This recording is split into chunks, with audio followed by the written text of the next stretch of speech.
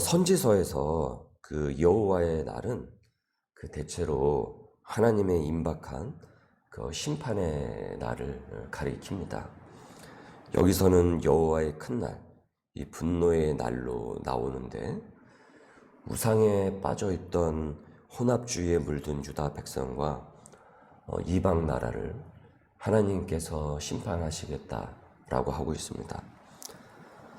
스바냐는 점점 가깝게 다가오는 그 여호와의 그 날을 보면서 하나님의 그 진노가 임박했음을 이제 경고를 하고 있습니다. 이 날은 유다의 이제 전쟁의 날이 됩니다. 16절에 나팔을 불어 경고하며 견고한 성읍들을 치며 높은 망대를 치는 날이로다. 전쟁이 나니까 이 나팔을 불고 또 높은 그 망대가 이 무너지는 날이 되죠.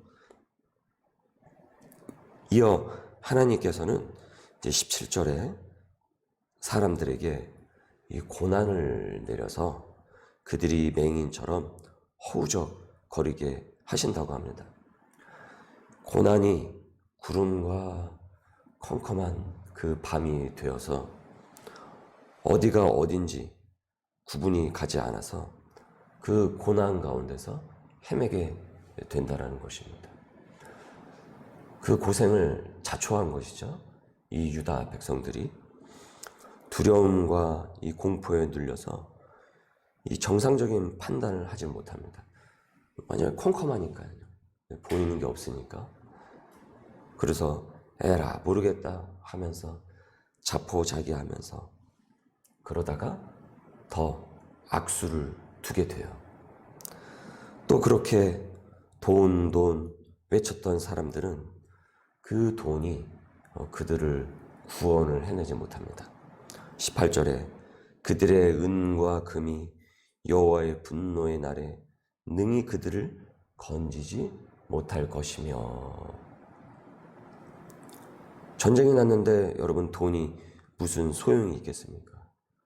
휴지 조각과 다름이 없죠. 일상이 무너진 상황에서 돈도 그 채 구실을 하지 못합니다. 그것이 구원을 베풀지 못했다라는 겁니다. 그래서 18절에 이 온 땅이 여호와의 질투의 불에 삼켜지리니 이는 여호와가 이 땅 모든 주님을 멸절하되 놀랍게 멸절할 것임이라. 이런 무시무시한 이 하나님의 이 진노의 날이 이 유다에게 이제 임박하게 다가온 것입니다. 어제 말씀에서 이 유다 백성들 그리고 이방 족속들 수많은 사람들은 무엇이라고 했습니까? 하나님에 대해서 그분은 복도 내리지 않고 벌도 내리지 않는다. 그분은 복도 내리지 않고 벌도 내리지 않는다. 그렇게 말하던 이들이었단 말이에요. 그러니까 하나님이 뭘 하겠느냐, 뭘 할 줄 알겠느냐, 그 하나님을 무력한 것으로 전락을 시켰던 그들이었단 말이죠.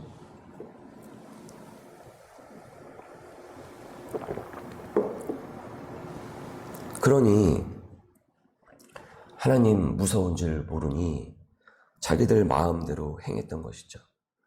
자기들 그 욕심에 이끌리는 대로 행했습니다. 하지만 이제 그 하나님의 그 진노의 불을 어떻습니까?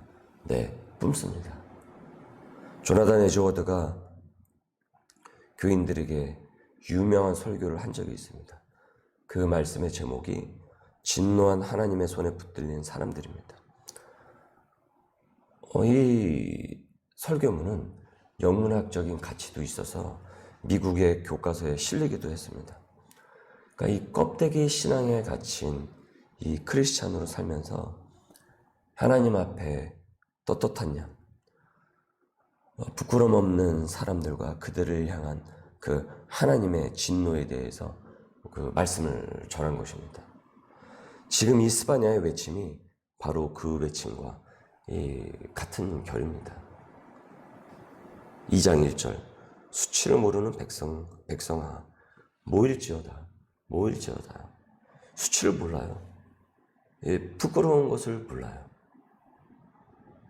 그러면은 이제 어떻습니까?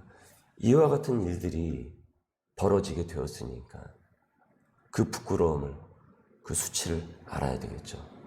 여러분, 수치심과 부끄러움이 그것이 항상 부정적인 것만은 아닙니다. 그것이 오히려 앞으로 내 생활을 고치고 내 마음을 고치는데 아주 중요한 도구로 때로 하나님께서 그것을 우리에게 사용을 하십니다. 그래서 수치심을 주시기도 하고 부끄러움을 우리에게 남기십니다. 왜냐하면 우리는 수치심을 느끼질 않으면 그 사안에 대해서 심각하게 생각을 하지 않는 경향이 많이 있기 때문에 그렇죠. 그래서 저는 이렇게 말씀을 드리고 싶어요. 살기 위해서는 수치를 느껴야 된다. 살기 위해서는. 왜 하나님께서 스바냐에게 이 여호와의 분노의 날을 전하도록 하셨겠습니까? 피할 기회를 주시기 위해서입니다. 그러니 어서 자복하고 회개하여서 그 진노의 날을 피하라는 것입니다. 2장 2절입니다. 명령이 시행되어 날이 겨같이 지나가기 전 여호와의 진노가 너희에게 내리기 전 여호와의 분노의 날이 너희에게 이르기 전에 그리할지어다. 여호와의 규례를 지키는 세상의 모든 겸손한 자들아, 너희는 여호와를 찾으며 공의와 겸손을 구하라. 너희가 혹시 여호와의 분노의 날에 순김을 얻으리라. 이 노트에 보니까 여러분 말씀 큐티 노트에 이 마지막 기회의 날이 겨처럼 지나간다고 했습니다. 겨처럼 지나간다. 겨는 어떻습니까? 아주 가볍죠? 바람만 이렇게 후 불어도 훅 하고 날아가죠? 겨가 바람에 날리듯 그렇게 그 기회가 순식간에 흘러가 버린다라는 것이에요.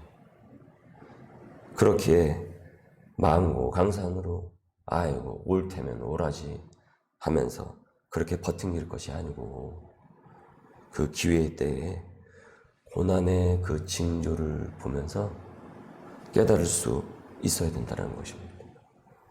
그래서 하나님께서는 그 심판에 앞서서 항상 그 징조를 앞서서 우리에게 신호를 주십니다. 마지막 날 주 예수 그리스도께서 이 땅에 재림하시기 전에 그 징조가 있다고 하지 않았습니까? 그러면서 깨어있으라고 전하지 않았습니까? 이처럼 우리의 삶에서도 하나님의 임박한 진노가 우리에게 임하기 전에 우리가 먼저 어떤 고난과 고통 가운데 있다고 한다면 하나님 앞에서 내가 어떤 삶을 살았는지, 내가 그리고 어떤 시간을 보냈는지 내가 그것을 신호로서 감지하고 그것을 고쳐 나갈 수 있어야 됩니다. 언젠가는 주께서 이 땅에 오셔서요, 모든 것을 다 교통정리하십니다.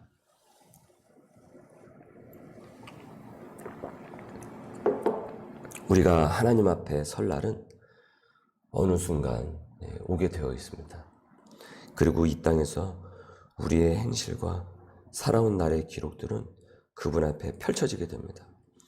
우리가 이 땅에서 고난과 고통 속에서 나의 죄를 보고 그 방향을 다시 돌려 하나님의 뜻에 맞춰가는 삶을 우리가 부단히 살아갔다고 한다면 그날에 우리는 하나님 여호와의 분노의 날로 우리가 그 날을 맞이하지 않습니다.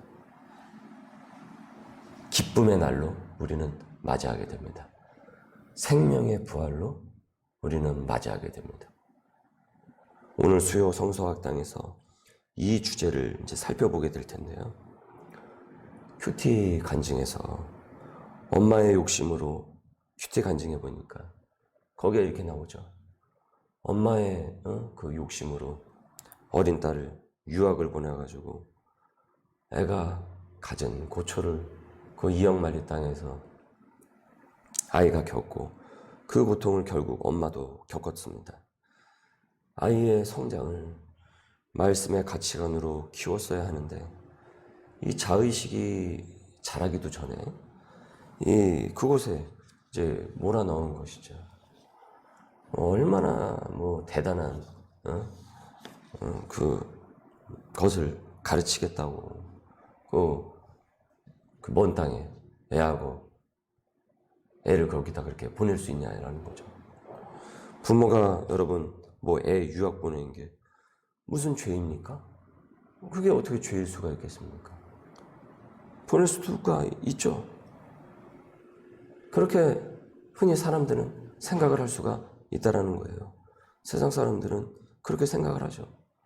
그러나 여러분, 이 문제가 그렇게 단순하지가 않은 거예요. 세상에 성공만을 쫓는 것이 어떤 사태를 맞이하게 되는지 그 징조들이 나타나게 되는 거예요. 딸에게 나타나고 가정에 나타나고 그리고 거기서 깨닫게 되는 거예요. 그 고난 앞에서 쌓아놓았던 그 높은 망대가 그냥 무너지는 순간이었어요. 계속 쌓아놓기만 하면 괜찮을 거라고 생각했지만 결국은 그 망대가 치어버립니다. 치게 됩니다. 그런데 여러분, 그 망대가, 내가 쌓아놓은 그 망대가 바로 무너질 그때가 바로 하나님 앞에 바로 설 때인 것입니다.